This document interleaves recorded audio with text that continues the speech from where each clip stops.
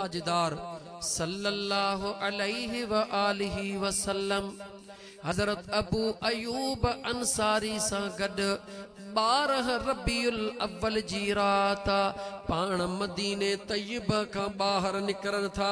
कंहिं कम सां गे वञी रहिया आहिनि।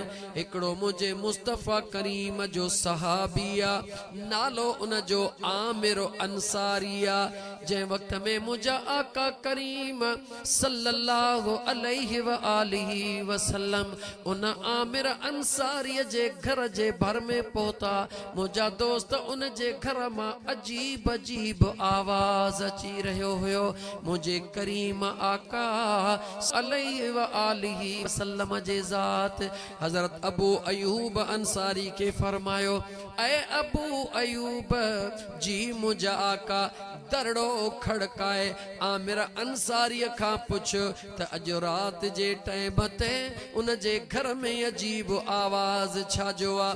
जंहिं वक़्त में हजरत अबू अयूब अंसारी दरड़ो ठड़कायो, आमिर सुनो अंसारी जीअं ॿाहिरि निकितो, मुझे मदीने जे मीर जे चेहरे ते निगाह पई। मुंहिंजा दोस्त अजीज ख़ुशीअ में अजीब कैफियत थी वई त मुंहिंजा महबूब मुझे अंगण ते आया हन। मुझे मुस्तफ़ा करीम पुछो, ऐ आमिर हिन टाइम ते तुंहिंजे घर मां आवाज़ पियो अचे। जवाब थो ॾे, या रसूल अल्लाह सल्लल्लाहु अलैहि वसल्लम अॼु 12 रबीउल अव्वल जी रात मुझे महबूब जे आमद जी रात पंहिंजे बचड़न के गॾु वेहारे अल्लाह जो शुक्रानो पियो अदा कया। मौला तुंहिंजा करोड़े करम जो मुझो महबूब आयो, जंहिं जहन्नम खां आज़ाद करे जन्नत जो दग ॾेखारियो।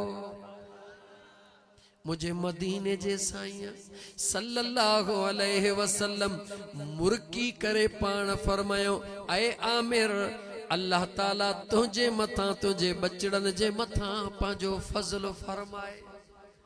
मुझो महबूब राज़ी थी पयो, मुझो करीम आका नाराज कोन थियो आ।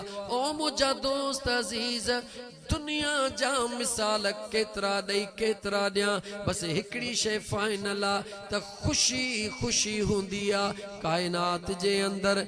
अगर सब खां वॾी ख़ुशी आ त मुझे महबूब मदीने जे ताजदार जे आमद जी ख़ुशी आ।